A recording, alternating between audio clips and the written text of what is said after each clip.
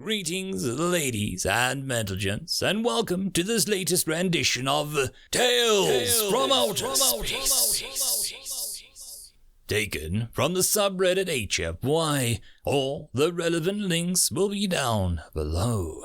And as always, I hope that you enjoy, and if you do, please consider supporting the channel. Now, on to the science fiction. A Refugee from the Realm of the Living, written by TelekineticGuitar. A mere second before impact crushed my skull, I realized that this was it. There was no making it out this one. I most certainly was going to die. A minute ago, I'd been driving in a local store to get myself a pack of smokes. Impatient and lost in my own thoughts, I cut the signal. The last thing that I ever saw was a massive bus throw itself onto me. Surrounded by nothingness, I now stood in the dark and endless void. I found myself surprisingly calm about the fact that I'd just thrown my entire life away to save a minute. I wasn't screaming or panicking. There were no feelings of regret, no sorrow. I could feel that something fundamental inside me had changed. I wondered where I was. Was I in a coma? By some miracle, had I actually survived? Or was this the afterlife? Was my fate to forever wander this huge abyss of darkness? It was as if the empty void sensed my confusion. A large, cloaked figure materialized in front of me. "They call me Father Time. I'll guide all wandering souls." "Oh, thanks," I awkwardly mumbled to him. "You must be having some questions," he asked. Am I dead?" "Yes," gave the quick and direct response. "Is there an afterlife?" "Yes, but only in the sense that this is what comes after your time in the living world has ended. Life after death is quite different from what you humans have led yourselves to believe." "So, what is this place? What happens after death?" "This is the space between realms. It is located at the center of all things. Upon your death, all souls from the realm of the living are sent here." "Will I be here forever?" "No. Mortal souls cannot survive here alone. If they stay for too long, the void absorbs them into itself. You need a place to stay. The realm of the living no longer welcomes you. You will need to find another one that does." "Okay, that makes sense. So, how do I find one of those?" "I shall help you. Together we shall visit many realms. Once we reach a realm, you will have to appeal to the god that rules over it." God exists? "Gods do exist, but most of them do not much care for humanity. They mostly keep to themselves and only interact with one another. Few gods, mainly those in physical entities, have entirely sealed off the entrances to their kingdoms. No mortals are allowed there." "But there are still a few that will let me in." "Yes, there are. If they deem you worthy, you will be offered a place in their kingdom. If multiple gods offer you a place, you are free to travel between them as you desire." I opened my mouth to speak, but Father gently cut me off. "We have stayed here for too long.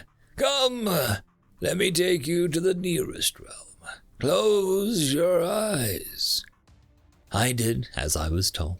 I felt him place a heavy hand over my head. A few seconds later, when I opened my eyes, the dark void had been replaced by a large, spread-out city. It had a distinctive smell that resembled the bakeries Mother used to take me to as a kid. "This realm is ruled by the younger of two brothers, god of the arts, the creator."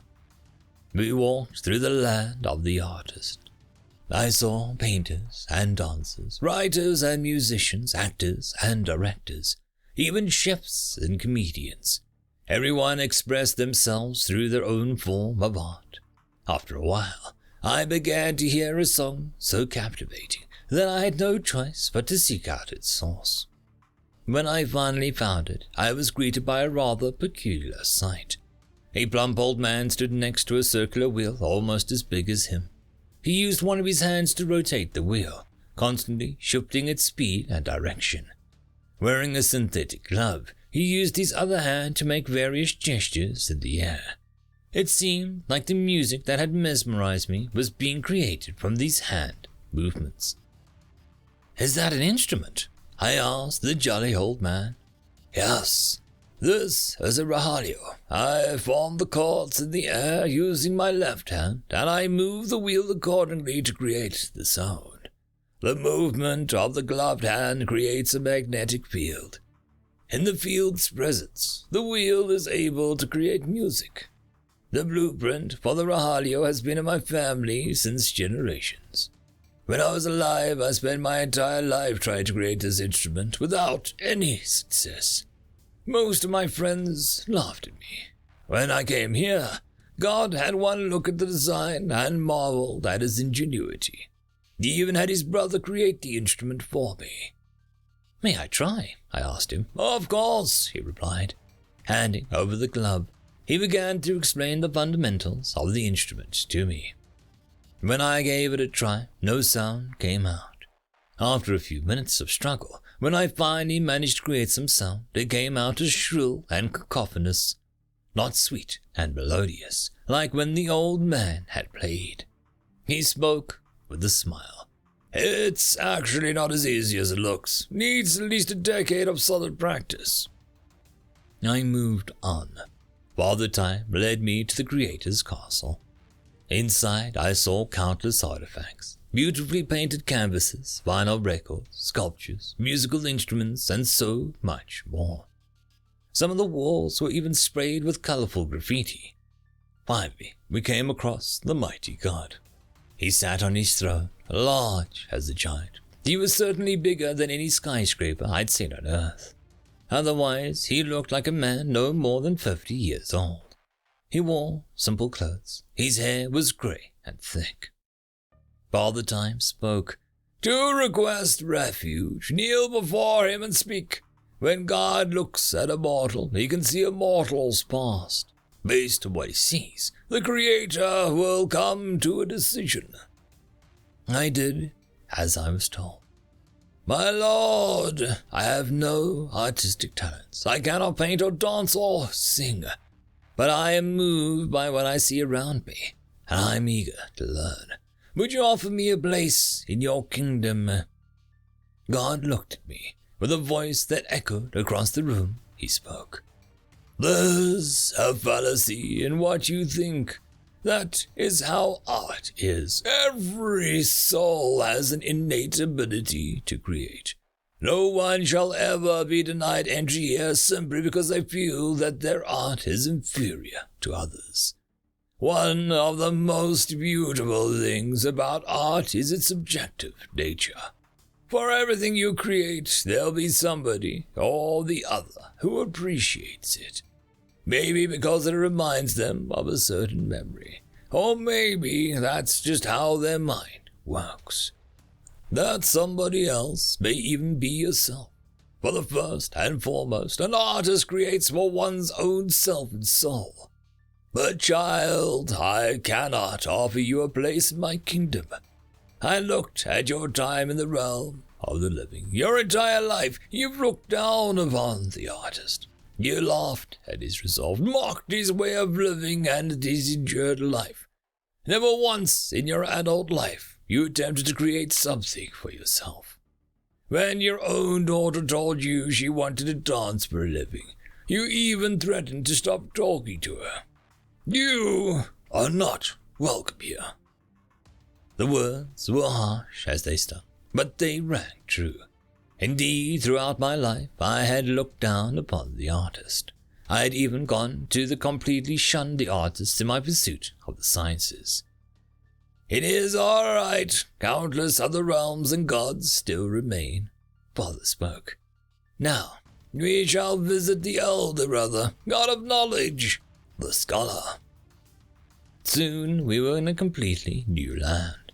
The air carried a smell of new books and paper. Giant cathedrals surrounded me on all sides. Each had its own dedicated research team.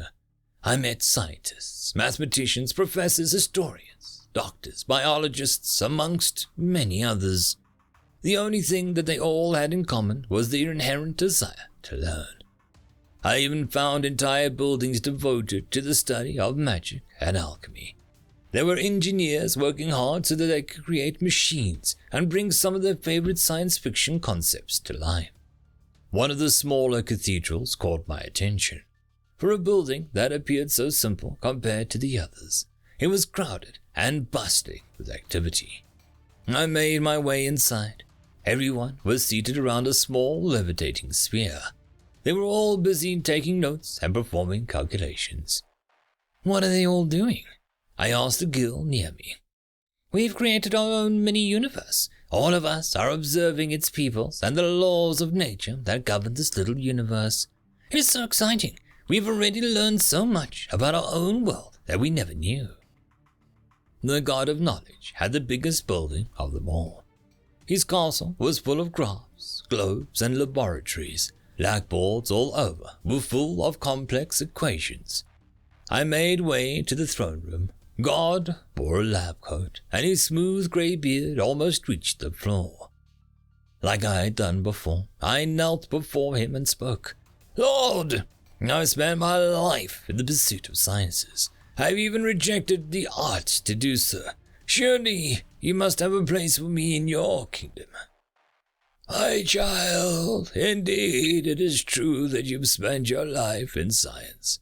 But son, you only ever did so as a means to gain money and respect. When science failed to do so for you, you tossed it aside and looked for alternatives. Souls that reside here pursue knowledge in an attempt to seek answers to questions they do not know. They wish to explain and understand the world around them. Unlike you, they do so to satisfy their inner curiosity and to help others. And yes, you did reject the arts, but do not fool yourself into believing that science made you do so. My inhabitants of my kingdom often travel to my younger brother's realm and stay there for centuries." Father Time placed a hand on my shoulder and spoke. "It's all right. There are still realms to visit, child. Now we shall travel to meet the sisters. First, we shall visit the elder of the two." Soon we were in the land of the dreamer, goddess of desire and ambition. She had been born in a realm long forgotten, and a time before the gods even. In her early days, she had lived life as a beggar. The child, frustrated of being mistreated by everyone, dreamt of becoming a queen and rising above the common folk. Millennia later, she sat in front of me as a mighty goddess. In a kingdom, ambition was celebrated, desires were meant to be fulfilled, and dreams were supposed to be pursued. No matter the circumstances, one was always encouraged to maintain faith in themselves and keep hope alive. As a symbolic gesture and a constant reminder, she still maintained the attire of a beggar. Despite this, nobody could ever doubt that they were in the presence of a goddess. I proceeded to kneel before her. "Stop," she said as I began to speak. "I know what you seek, child, but I'm sorry. I too cannot offer you a place in my kingdom. In your youth you were full of ambition. You sought fame and money, but your ambition was not healthy. Instead of looking to better yourself, you sought to bring everyone else down. Later in life, when your friends and family tried to improve themselves and pursue their dreams, you got jealous. Instead of working to achieve your own dreams, you tried to suppress theirs instead. And towards the end of your time on Earth, you stopped dreaming altogether. You gave up your ambitions. You threw away all your interests and desires. Every god's refusal stung more than the last. All the emotions that had not been able to feel in the void were now starting to bubble up. Trying not to think much about what had happened, I requested Father to take me to the younger sister. the lover, goddess of kindness and affection, he replied. And soon we were in yet another beautiful land, surrounded by gardens. I took in the sweet smell of fresh grass, and the goddess of love did not have her own castle. She did not sit on a throne.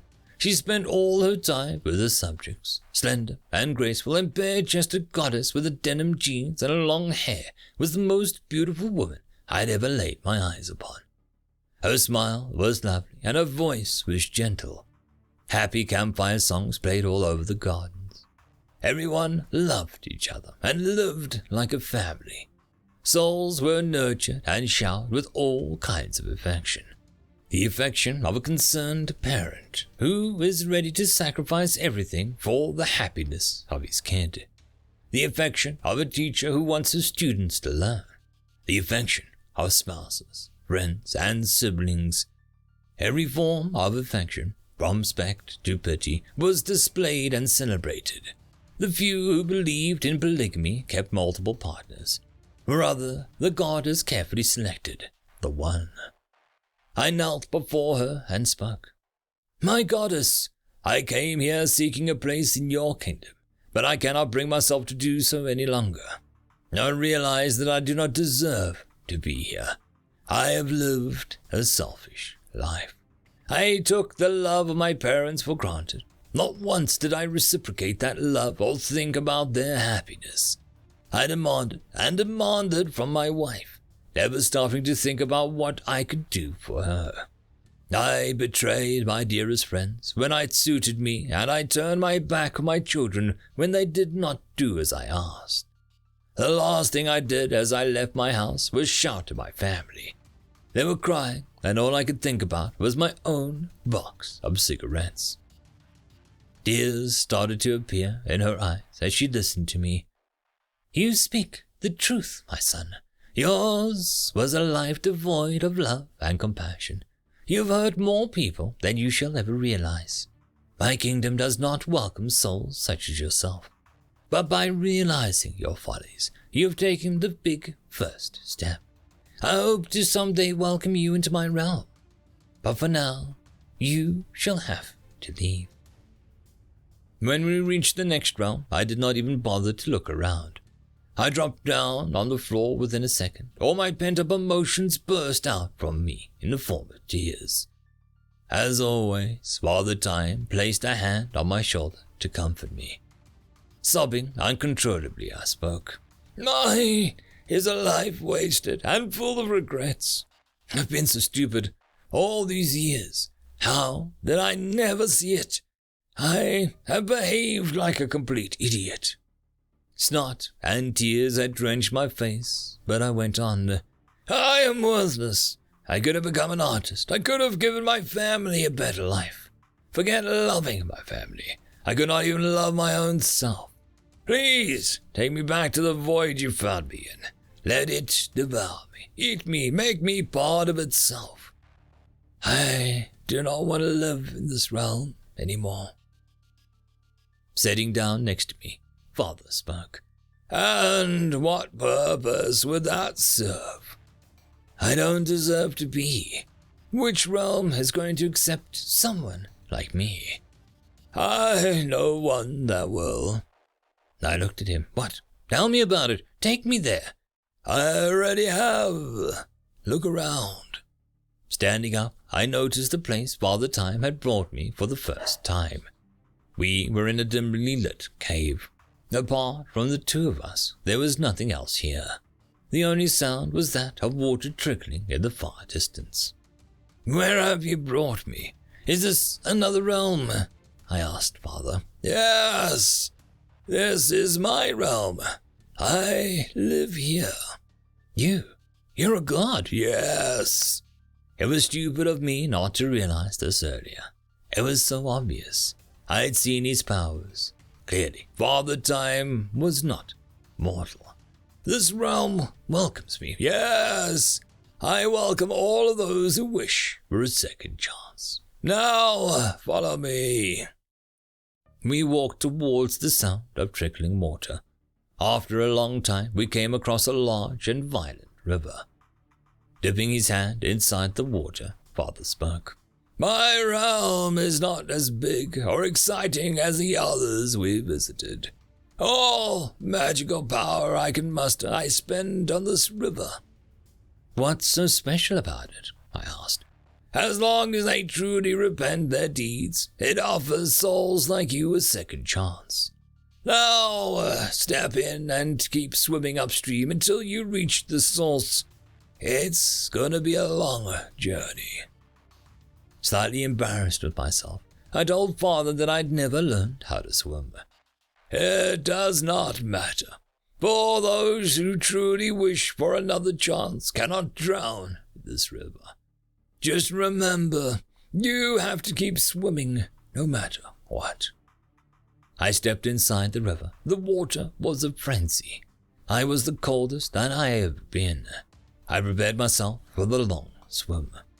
But before I started, I had one last thing to do. I faced Father Time and asked, Is this goodbye? For now, yes, he replied. After a few seconds of silence, I spoke again. Father, yes, my child. Thank you for everything. He did not reply, but his eyes conveyed more than words ever could. Slowly and awkwardly, I finally began to swim upstream. I swam for hours. The water was gradually getting warmer, and slowly I began to forget things. I no longer remembered my family or my house. Soon I had forgotten about the accident that killed me, and the various realms that I had visited that day.